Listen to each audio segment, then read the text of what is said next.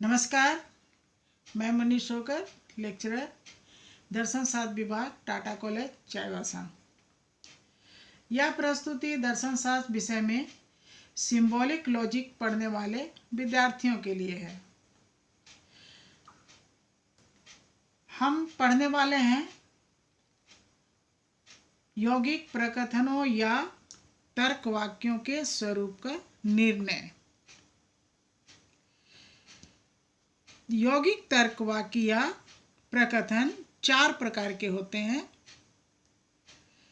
पहला है संयोजन, दूसरा है वियोजन, तीसरा है आपादिक और चौथा है निषेधक। पहला है संयोजन। संयोजन में हम देखते हैं उदाहरण में राम और श्याम तेज है। यहाँ राम तेज है और श्याम तेज है।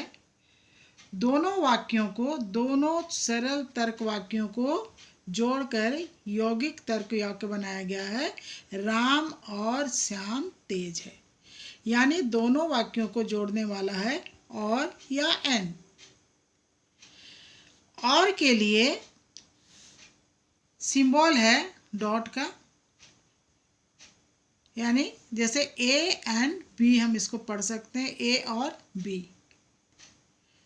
ये है संयोजन का चिन्ह। दूसरा है वियोजन, यानी वैकल्पिक वाक्य। हम यहाँ उदाहरण में देखते हैं वह मूर्ख है या बदमाश।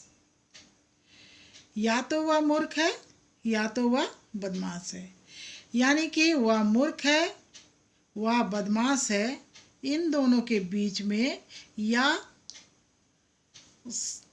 जो है दोनों के बीच में एक वाक्य का चुनाव करने के लिए कहता है। तो इसमें क्या है कि इसका चिन्ह है वी, या इसको हम लोग वेज भी बोलते हैं। ए वियोजन बी, या ए या बी। तीसरा है आपादिक तर्क वाक्य। आपादिक में क्या है, यदि उदाहरण में हम देख रहे हैं यदि परमाणु बम बनेगा तो विश्व युद्ध होगा। यहाँ यदि तो, यानी कि परमाणु बम बनने पर निर्भर करता है विश्व युद्ध का होना। परमाणु बम बनेगा तो विश्व युद्ध होगा, परमाणु बम नहीं बनेगा तो विश्व युद्ध नहीं होगा। तो यदि तो के लिए इस तरह का चिन्ह है, इसको हार्सु बोलते हैं, ए हार्सु बी। चौथा है निषेधक वाक्य। निषेधक में क्या देख रहे हैं, राम तेज नहीं है। यहाँ राम के बारे में कहा गया है कि राम तेज नहीं है। तो नहीं है के लिए छोटा सा कर्व है, ए के आगे लगा हुआ है, इसका मतलब है नोट ए। इस तरह से हम लोग देखते हैं संयोजन में ए के बीच में डॉट है बी, ए एंड बी। वियोजन में ए या बी बोले या ए वियोजन बी बोले। आपादिक में ए हार्सु बी और निषेधक में नोट ए। अब इसकी सत्यता सारणी बनेगी कैसे? इसकी सत्यता सारणी बनाने के लिए हम देखेंगे कि इसमें जो निर्णायक तत्व है या जो प्रकथन है उसकी संख्या कितनी है। यदि उसकी संख्या यहाँ जैसे हम देख रहे हैं P और Q दो प्रकथन है, दो प्रकथन के लिए क्या बनेगा, 2 दूनी 4, यानी कि 1 2 3 4 पंक्तियाँ बनेगी। अब मान लीजिए कि ये पंक्तियाँ जो है P और Q के साथ एक P Q R हो तो 3 प्रकथन होंगे, तो 2 दूनी 4 दूनी 8 पंक्तियाँ बनेगी। 1 2 3 4 5 6 7 8 इस तरह बनेगी। आगे के क्लास में हम लोग देखेंगे। इसी तरह से मान लीजिए P Q R S 4 प्रकथन है तो 2 दूनी 4 दूनी 8 दूनी 16, इस तरह से इनकी पंक्तियाँ बनेंगी। लेकिन यहाँ पर हम लोग देख रहे हैं संयोजन पढ़ते हैं। संयोजन में हम देख रहे हैं 2 प्रकथन है P और Q। P और Q के बीच में P एंड Q यानी P संयोजन Q का संबंध क्या है देखते हैं। तो यहाँ हम लोग क्या देखते हैं कि P, यहाँ 4 पंक्तियाँ बनेगी। तो पहली पंक्ति में 2 T यानी ट्रूथ, 2 फॉल्स यानी 2 F में यानी कि फॉल्स। दूसरी पंक्ति में 1 ट्रू 1 फॉल्स, 1 ट्रू 1 फॉल्स।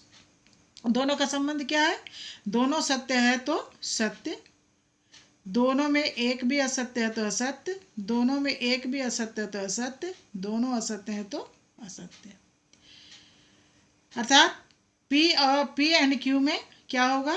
दोनों सत्य तो सत्य, एक भी असत्य तो असत्य, दोनों में एक भी असत्य तो असत्य, दोनों असत्य तो असत्य। वियोजन में हम लोग देखेंगे, यहाँ पर भी 2 प्रकथन है P और Q। तो पहली पंक्ति में 2 T होगा, 2 F होगा। दूसरी पंक्ति में TF। अब दोनों के बीच में P वियोजन Q हम देखेंगे तो क्या है? दोनों प्रकार P सत्य है, Q सत्य है, तो P वियोजन Q भी सत्य होगा।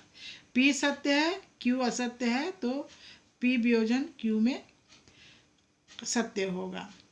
यहाँ भी हम देखेंगे, एक असत्य है, दूसरा सत्य है तो सत्य है।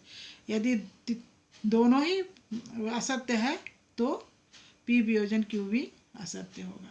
तो क्या देखते हैं? दोनों सत्य है तो सत्य, दोनों में एक भी सत्य है तो सत्य, दोनों में एक भी सत्य है तो सत्य, दोनों असत्य है तो असत्य। इसी तरह हम देखेंगे आपादिक में। आपादिक में हम क्या देखते हैं? यहाँ भी P और Q 2 प्रकथन है ना। पहले वाले को हम बोलते हैं पूर्ववर्ती और दूसरे वाले को अनुवर्ती, सब में वही है। तो यहाँ भी हम देखते हैं कि 2 प्रकथन है तो 4 पंक्तियाँ बनेंगी, 2 T बनेगा, 2 फॉल्स। उसी तरह से बाद वाले वाक्य में TF इस तरह बैठा देंगे। अब P हार्सू Q हम देखेंगे, दोनों के बीच संबंध क्या है? दोनों सत्य है तो सत्य, यहाँ पर दोनों में बाद वाला असत्य है तो असत्य।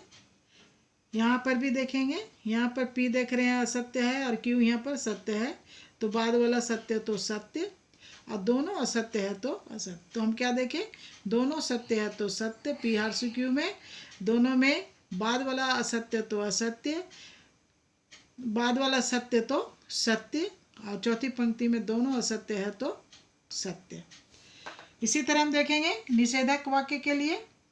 यहाँ पर चूंकि एक प्रकथन है तो एक T बनेगा। इस तरह से हम लोग बना सकते हैं, ठीक है। T है, यहाँ पर F लगा सकते हैं।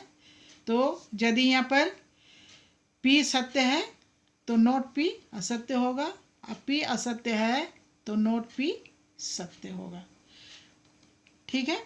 तो इस तरह से हम सत्यता सारणी की सहायता से संयोजन, वियोजन, आपादिक और निषेधक को सीख सकते हैं।